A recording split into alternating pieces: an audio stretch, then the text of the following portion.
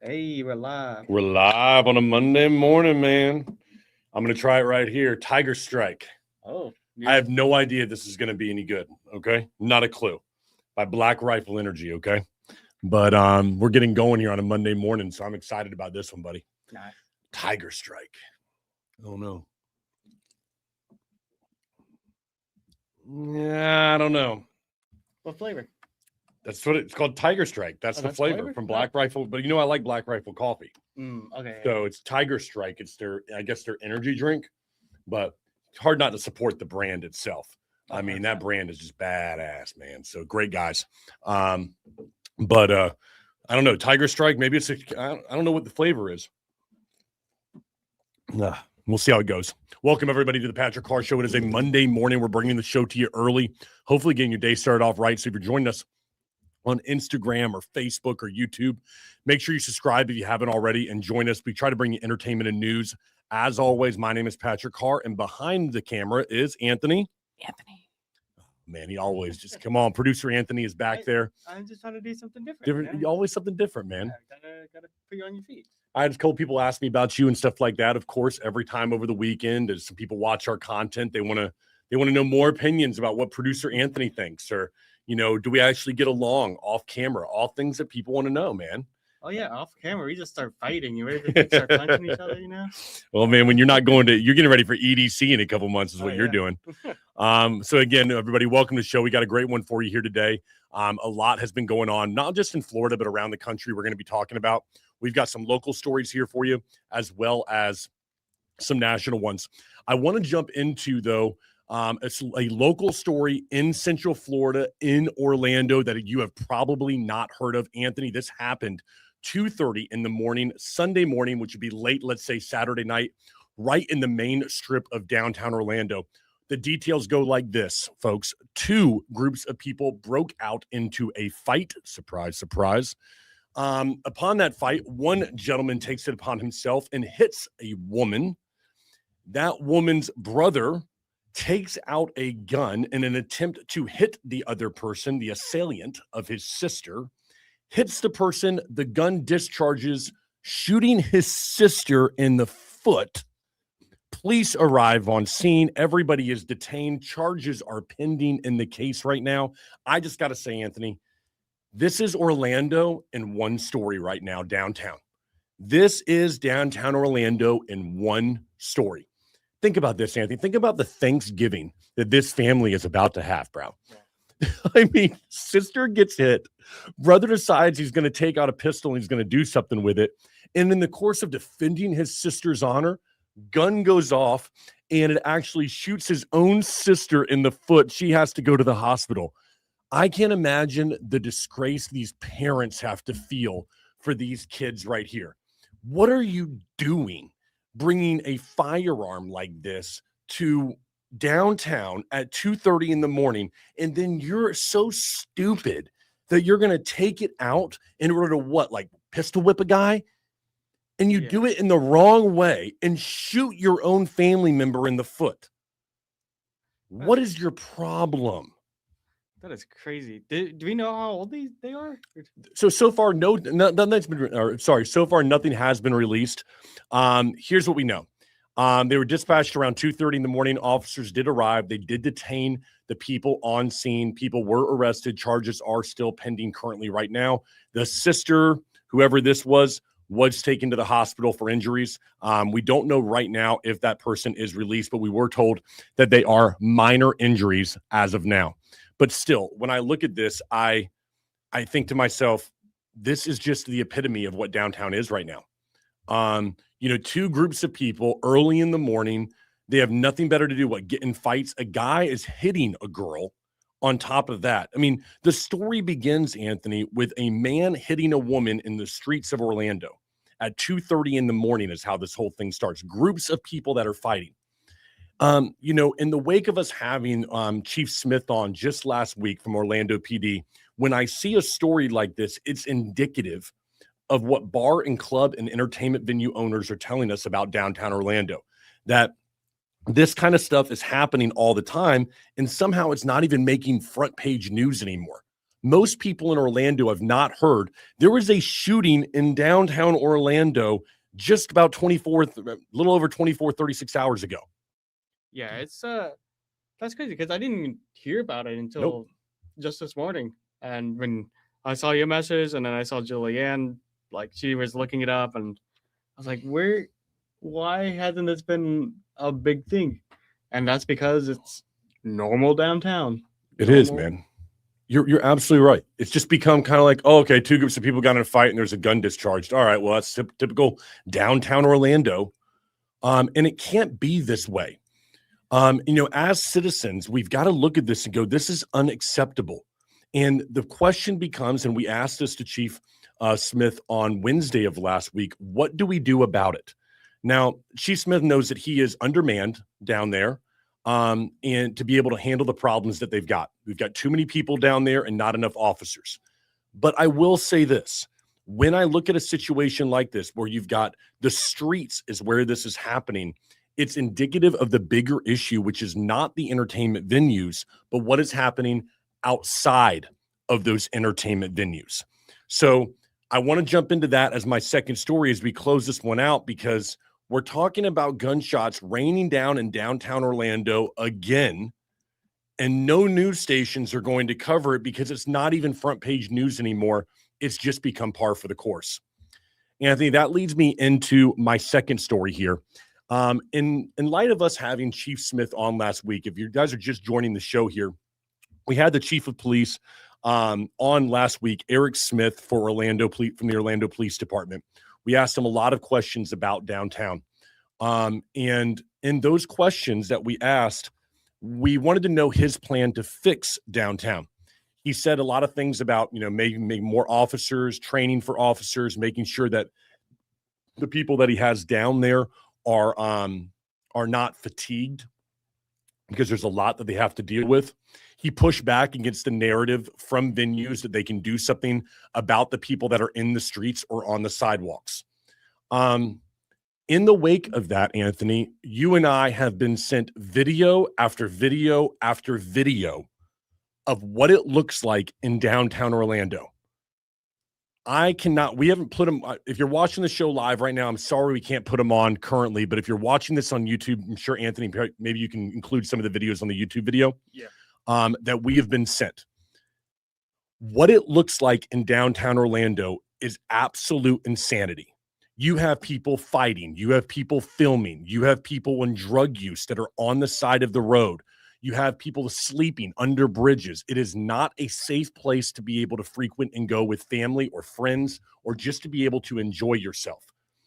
The videos that we're being sent are not videos that are taken years ago.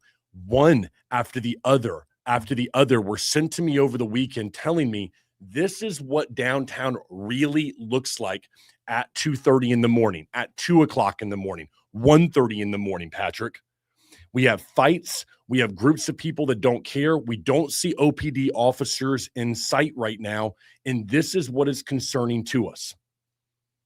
This right here, folks, as you look at the video, is some of the most disturbing stuff about Orlando that I have seen. Because what this leads to is it leads to the gunshots like we saw on Sunday morning between two groups of people. Because somebody out there is accepting that this is okay. When I see this much going on, it means that someone is turning a blind eye to this. It's everywhere. And we have to, as a city, say this is unacceptable behavior, and we need, and I appreciate Chief Smith and his people. We need the people there to step up and do something about this. The loitering, the vagrancy, underage drinking, those things that are happening prior to this are what is leading to activities like this. These people that are in these videos that we have, and we're going to show it, like I said, again, our short form content, we'll show it again on our YouTube video. These individuals are not going to bars and restaurants and enjoying themselves with family and friends. They're out there to start problems. And as a city, we must do something about it and say this is not acceptable behavior. It's unbelievable to watch this right now, Anthony. You have guys doing like roundhouse kicks out there in the street. This is going on for minutes upon minutes. I mean, there are 5-minute videos where this stuff does not stop in the middle of Orange Avenue.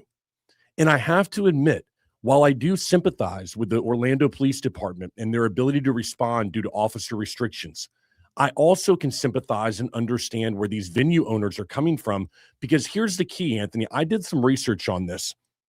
We can't find one documented incident since 2020 of any major fights or disturbances inside venues in downtown Orlando.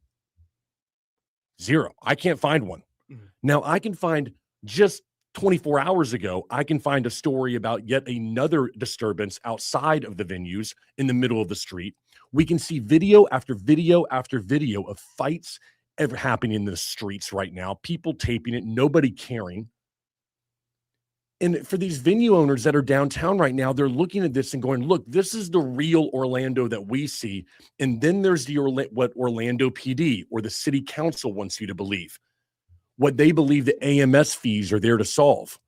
But those AMS fees that these people are paying are not solving the root of the problem, which is what is happening in the streets. And that starts with people hanging out, just sitting there. And we all know, I mean, listen, if you're like my age, I'm 39 years old. And Anthony, you're a lot younger than I am, but I'm sure you can understand. The problems for people start when you got nothing to do and you're drinking. You're sitting there in the street, you and your boys, some girl just turned you down. It's like 1 o'clock in the morning. You don't know where you're going to go or what you're going to do. So you starting problems. Somebody bumps you in the wrong way and you start mouthing off. And all of a sudden you got 5 guys and 5. Now we're in it right now. That's the kind of stuff that happens when you allow loitering and stuff along sidewalks. That's the kind of stuff when people aren't moving along. And when you see this kind of thing that is happening, it starts there. It doesn't just start when the clubs or bars or entertainment venues let out. It starts with everything that happens before that time.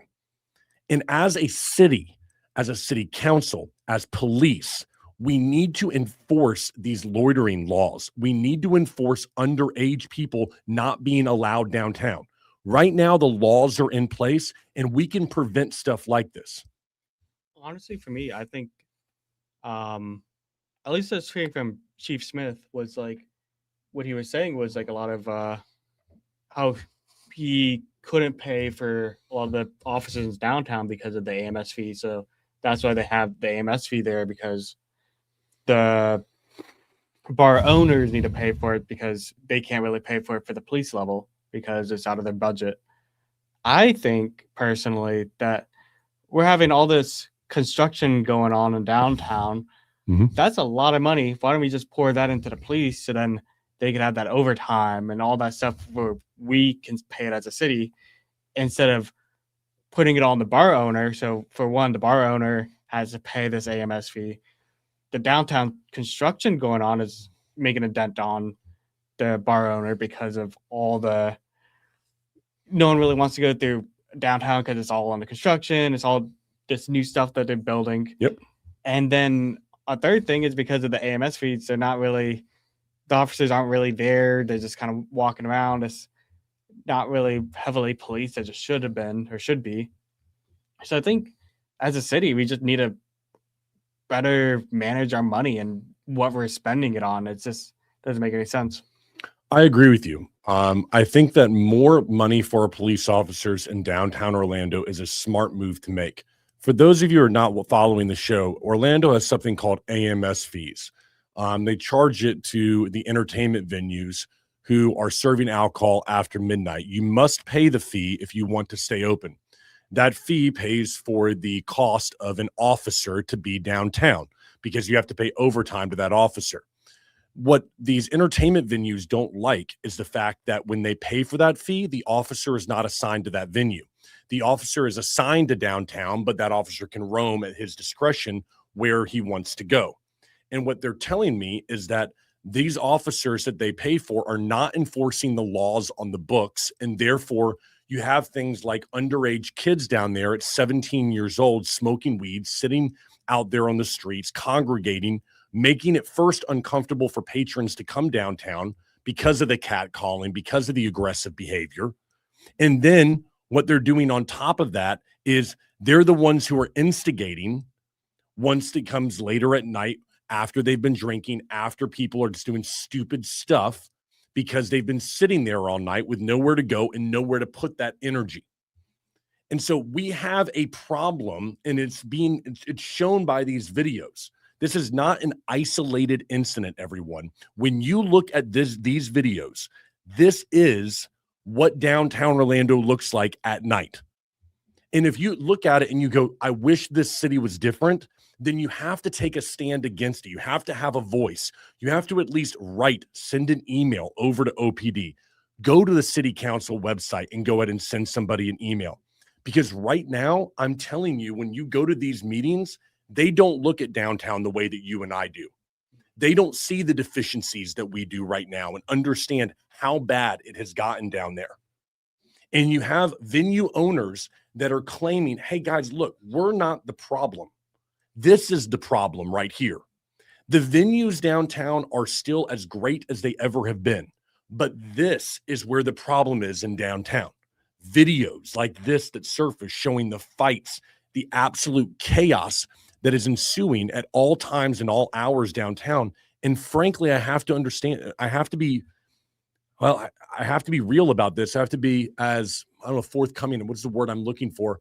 I have to be fair about this, Anthony, that all these videos that we're watching, I don't see an Orlando police officer anywhere in sight. And some of these videos that are being sent to us are minutes long. You have crowds of people with lights and cell phones. It's very obvious what is going on. Streets are being blocked. And when I see this, I have to go, okay, guys, I understand somebody might be undermanned. I understand that you may not have the manpower to be able to handle all of downtown. There's thousands of people. But these issues need to be solved because we're going to run into more of what happened on Sunday morning if we don't solve the problem of people hanging out and doing nothing but drinking and carrying on. It's got to be solved. When we have an issue, Anthony, where we have shootings happening now, and it's not even being reported on by local news because it's so par for the course in downtown Orlando, then isn't it time that we did something around here? And by something, I mean, we have to hold, yes, OPD, city council, leadership accountable to what is happening. Stop penalizing venue owners, making them pay the tab when they're not even getting an officer, and then the problems are not happening in their venues. They're happening in the streets, evident by the videos that we are being sent over and over and over again. Yep. Yeah, it's going to be kind of scary because in a couple, Saturday, it's going to be 4th of July, and that's usually a big weekend for them too. So that's, I don't know if they're going to be able to solve it in time right now. Just, but I feel like it might be an awakened call if something happens on, I don't know. You know, Anthony, you bring up a very solid point and one that I had not thought of. You know, here we are in the wake of this violence. And I say that because look at these videos. Look at the shooting that happened downtown 24, 36 hours ago. That's a regular night. Mm-hmm. We got July 4th coming up, July 4th weekend. And July 4th is falling on a Saturday? Yep. I'm very nervous about this. Me too.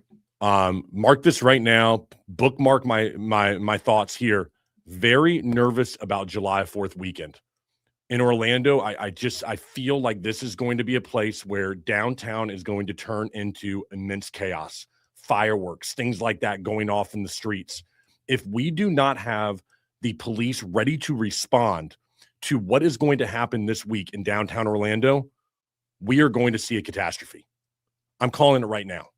If this is the type of behavior we can expect on a normal Friday or Saturday night, if the police do not get enough manpower downtown to handle what is coming on Saturday night, there is not a doubt in my mind we are going to have a catastrophe. Yep.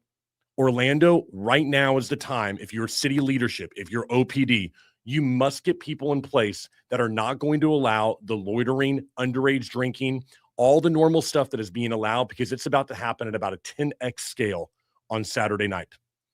And if we're regularly just having nights where people are getting in fights and shooting their own sister, I mean, I can only imagine what's about to go down on Saturday next week. July 4th should be a time of celebration, But I really, Anthony, I think you're going to find that many of the people who would want to safely celebrate the 4th of July are not going to be in downtown Orlando. They're going to want to go other places because it's simply not worth it to be down there. And that's going to be left with people that are not there to have fun, not there just to enjoy themselves, but they're there to cause problems. And we need law enforcement on site to be able to solve that. It's coming up. And if we don't get in front of it now, it's going to be, well, there's going to be a lot to pay. I don't want to say, that it's going to be the worst, but there are definitely going to be problems, and the city must address it now. Yeah, I used to go to downtown for 4th of July, but I can't think about doing that anymore with how it's being run right now.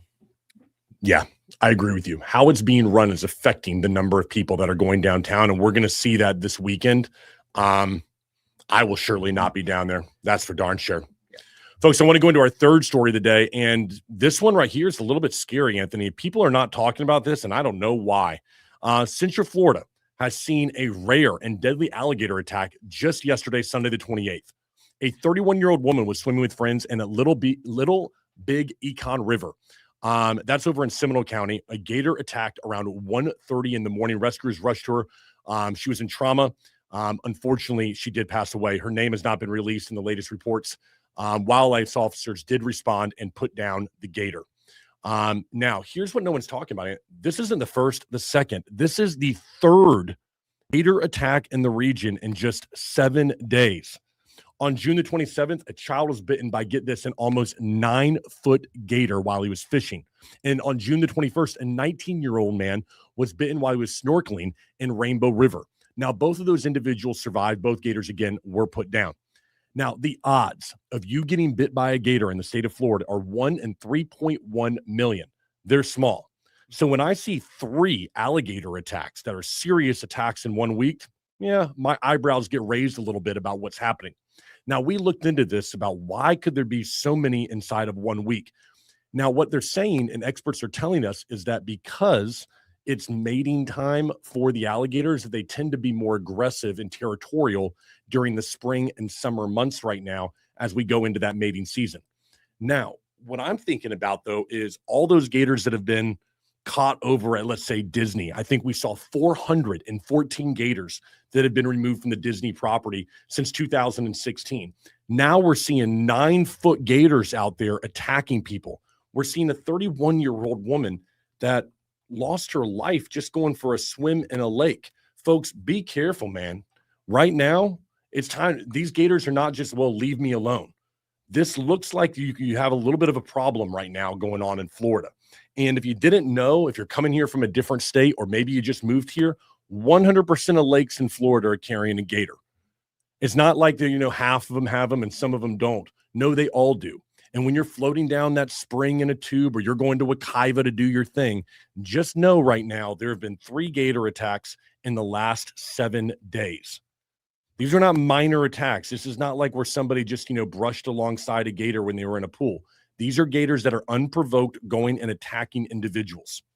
1 in 3.1 million, yet 3 of them have happened in the last 7 days. This, for me, is like the ultimate scary, Anthony. Because if you've been swimming in lakes in Florida, you know this. They're not like springs that you might find in Tennessee where they're crystal clear and you can see underneath them. They're murky, they're muddy, they're gray and black, and you can't see what's 1 foot underneath that water. And think about that. This individual had almost a 9-foot gator swimming underneath them. Didn't even know. Another individual had their hand in the water. Boom. This is something you've got to be careful of when you are swimming in Florida, folks. I have a real issue with this. I've lived in Florida most of my life. When I go in these lakes, when we're going like tubing, I remember like in college floating down some rivers in Gainesville and stuff. Mm-hmm. And at the time, I didn't think much of it. But now I look at it like, man, everything could change just like that, Anthony. Yeah. Man, a gator ain't nothing to mess with, though. I used to, where the woman was, I used to hike there all the time too. It's like close to UCF. And just think about that, man. Little Big Econ River. That's right over there in Seminole County. Yeah. 1:30 in the afternoon. Oh. Rescuers rushed her to the trauma unit. Unfortunately, just couldn't do anything for the individual. But I mean, this is not something. What's kind of scary about this, Anthony, is gators are not something we can just go and we're just going to put a task force together and go solve the problem of alligators in Florida. Yeah. I mean, there's literally millions of alligators in Florida. I don't know the number, but the number is shocking, the estimates of the number of gators that we have in our lakes here. And I think that some people move here not thinking about that. Let's take a look at this. Since we began keeping record in 1948 through the end of 2024, there have been 487 unprovoked gator bites with only 27 deadly ones. So that means in the last week, we've had 3. There's only been 487 since 1948. I mean, we're at a peak right now. And so, I mean, I think if we see another one here, we're going to have to go, okay, there's something happening in the air, water, or Mercury, or it's on retrograde or something, because this is a very weird last 7 days in Florida. We always hear leave the gators alone. They'll leave you alone. But right now, these are unprovoked attacks that are happening on Floridians, and there's not much we can do about it except stay out of their habitat. Be vigilant, everyone. 4th of July is coming up around the corner. You're going to want to be careful, especially, folks. I don't want to paint the worst picture here, but it's worth saying if it saves a life. If you just because you grew up in Florida or, you know, you like the country, you're a country boy, you've got your boys and your girls out there. If they're younger and smaller children, okay, do not leave them unattended in 2 inches of water because you feel like it might be safe. This is how catastrophes happen, like we saw at Disney back in, I think it was 2016, with a young boy that lost his life just standing in the water right there. Please look after your children, stay with them. Not saying don't go to Wekiva and enjoy yourself or go to the springs and do that, but be cognizant of your surroundings when you have little children who are 2, 3, 4 years old, especially. These are targets for gators. We understand that, and we don't want to think about the worst case scenario, but make sure you keep that vigilant eye. You're within arm's reach.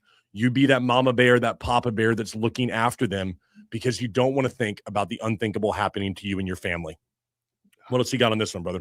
100% agree, and definitely watch your kids, because it's not we're like basically like the Australia of the States, man. It's scary out there. So some of these animals here. So I mean, it's not just for me. I always looked at it that what scared me a little bit more than even the alligators was just the amount of poisonous snakes.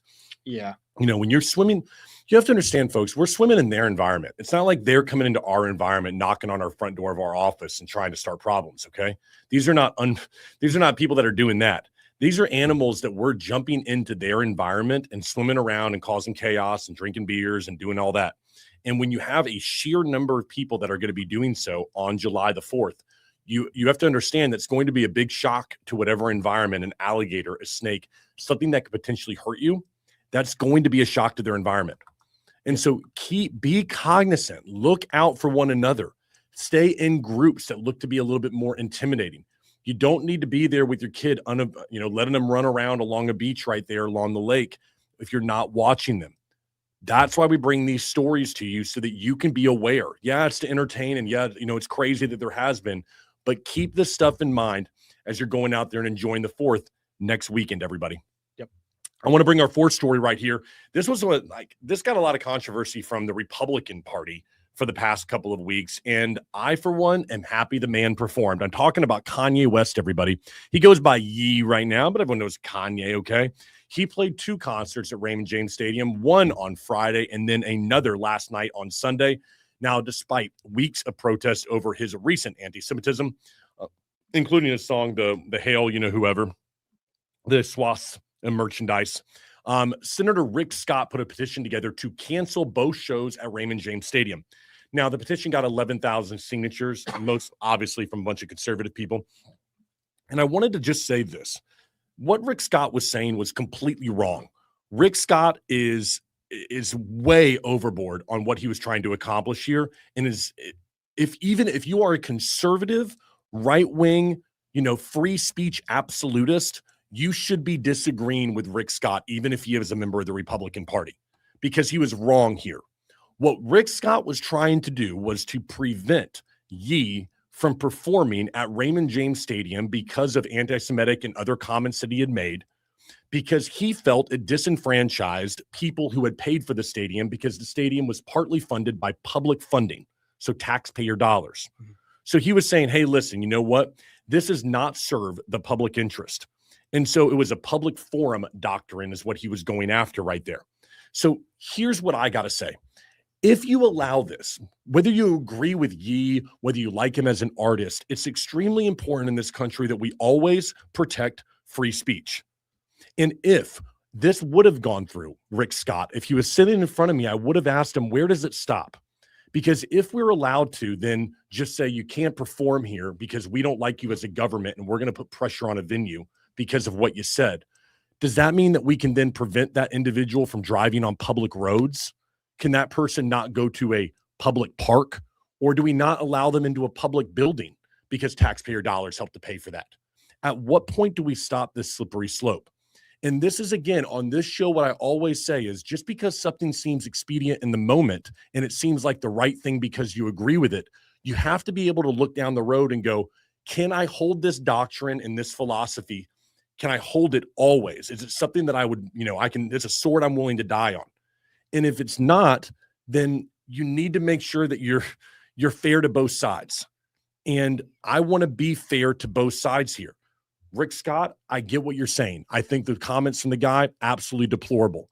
I think he's got some issues, and I think he addressed those issues earlier this year. He made a statement in a release. What was it part of? Let's see. He did a release. Was it Forbes and New York Times? What was it that he released it on? He made a release. He did a statement in early January. I want to make sure I get this right because it's important on this one. Where did he do it? Yeah, here it is.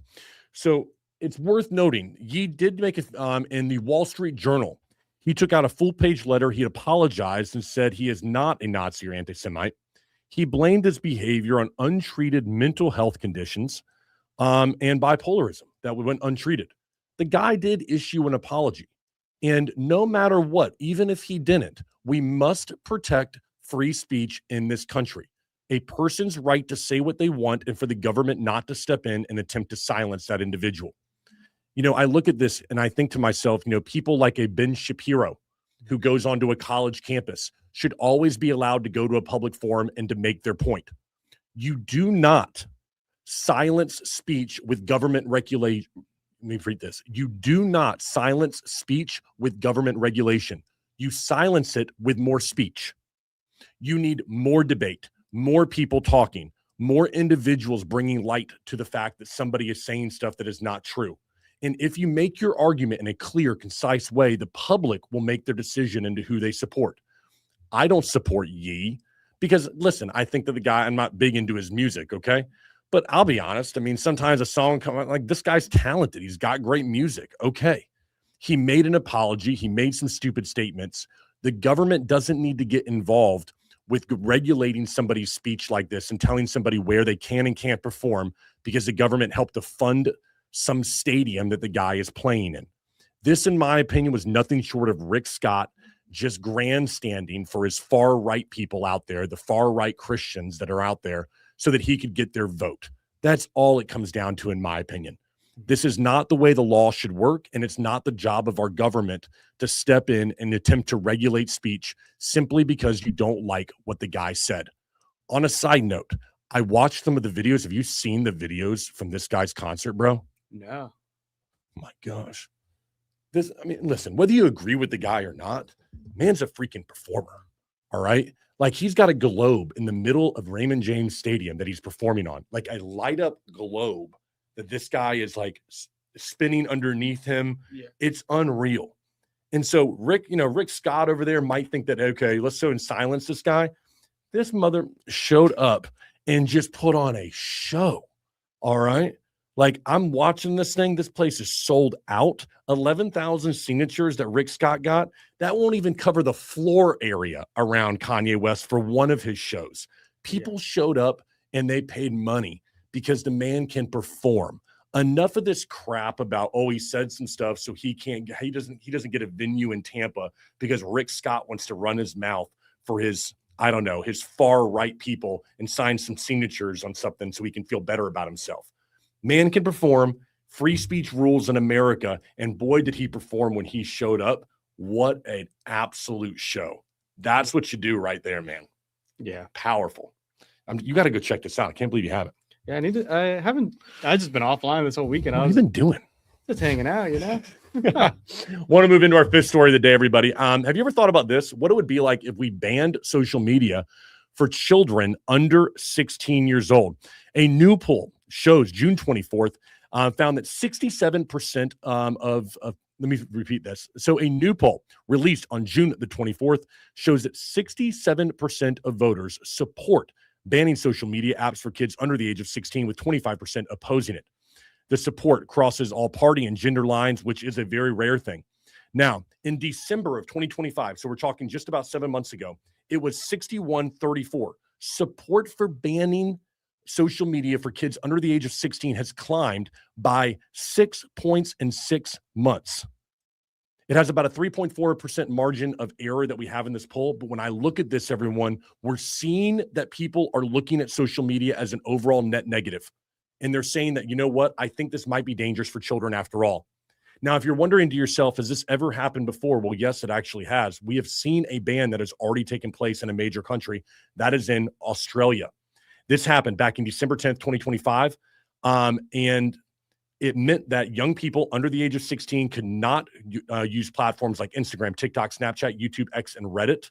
Now, initial looks at this are seeing that many of the people are using things like VPNs to get around it. And we haven't seen the law in effect long enough to see young people coming up from like 11, 12, 13 and to see what they decide to do once the law is in effect. People that were like 15, 16, they're just using VPNs to get around it right now. So we don't see a big effect yet. But Australia is not stopping. Australia is suing a lot of these social media platforms right now to make sure that they hold them accountable for not showing this content to young people in their country. So before you think that this could never happen in America, I want you to know in a major country like Australia, English speaking, that it has already happened right now. And for me, I go,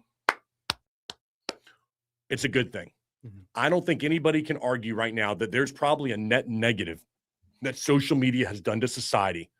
And I know it didn't start that way. It's probably not what you use it for. But we are in a place right now where that is normally how social media works for children. There's no 14-year-old who needs to be looking at Kim Kardashian's life on Instagram and her stories while he sits in a school in the middle of Tennessee in Chattanooga going, man, what's wrong with my life? Why don't I get those opportunities? The thief of joy is comparison, everyone. And when you're 13 years old, you don't understand how to compartmentalize what you don't have compared to what somebody else has. I am thank the Lord I didn't have social media as I was in high school. It just came out in my senior year. Facebook had gone active and we were using it. At that time, Facebook required that you have a college email address. You weren't allowed. You had to have an EDU email address to get into Facebook because it was started by Zuckerberg over at Stanford. Yeah. So he wanted to just have it for college kids. So I look at this and I think it's a completely different world, Anthony, and one that we need to regulate. I applaud this. Ban social media for children under the age of 16. There's nothing positive that is coming from a 13-year-old jumping onto Instagram, a guy looking at someone like Andrew Tate and his videos on Instagram. There's nothing positive that's coming from that right there. Not at 13 years old. I'm not saying that that guy's a bad dude or that his message is good or bad or indifferent. But when you're 13, you don't understand how to conceptualize a message. And basically what you're trying to do is compartmentalize it and to go, oh, that guy is a little bit far right. That person's a little far left. Let me find an opinion over here. You're just following somebody blindly at that age because you don't know any better. We must make sure that we regulate this stuff for children. And I can't agree with these people more. 67%, cool. Let's do it. Let's make it happen, everybody. Ban it for children under the age of 16. It's the right move to make. Society will be a better place 10 years from now if we ban social media for underage kids. Yep. What are your thoughts? No, definitely agree. And but I feel like it's going to be hard because I think kids will find a way to get through it. I might be banned, but I feel like there's going to be people are going to find a way to get on social media being under 16. I feel like it's going to. So I think that they will. I think that if there's a will, there's a way, right? They'll find their way to get onto social media. But it's not going to be the kids that have to be held accountable as much as it is the platforms Parents. themselves Oh. and the parents. Yeah. Parents and platforms. Mhm. If you go on there and you say, okay, listen, parents know that it's not allowed and they're monitoring their children. And then what they begin to do this is what the government should be doing, is regulating this stuff and going, okay, guys, listen, for children under 16, no, we're not doing this. We're going to do age verification. We're going to make sure we have ID verification, just like you have on a lot of apps right now. Or if you try to take out a loan, you have to hold your ID up, or you have to take pictures of your ID.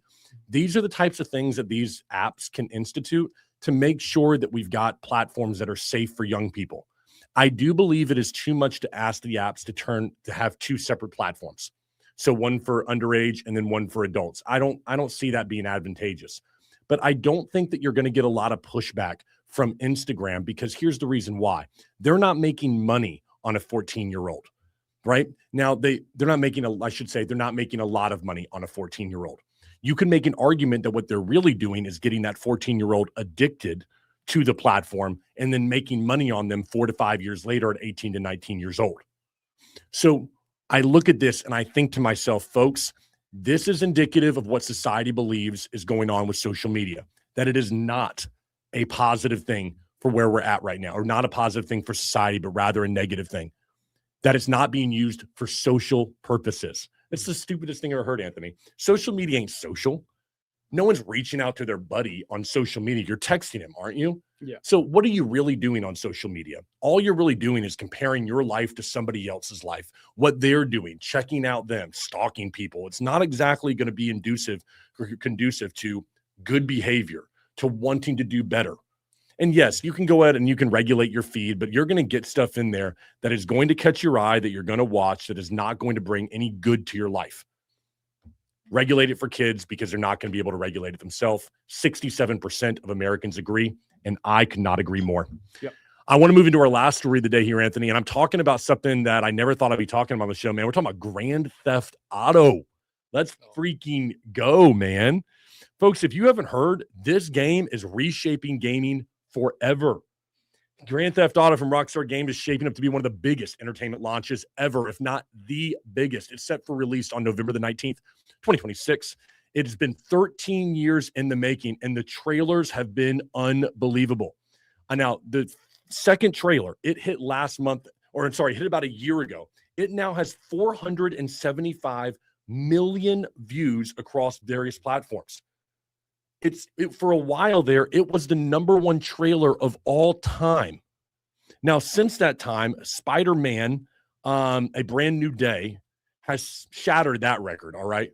But it still sits at the number 2 spot. So if you looked at the top 5 trailers of all time in views, Spider-Man, 718 million. Grand Theft Auto 6, 475 million. Deadpool and Wolverine, 365 million. Spider-Man again, No Way Home, 355 million. And then the Fantastic Four, First Steps, 200 million. So you've got a video game here that has a trailer that is gathering as much views as Spider-Man, Fantastic Four, and Deadpool.